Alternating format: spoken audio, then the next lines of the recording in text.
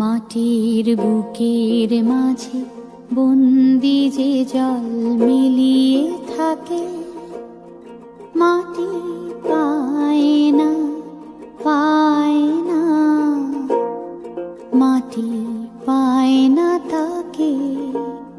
মাটির বুকের মাঝে বন্দি যে জল মিলিয়ে থাকে,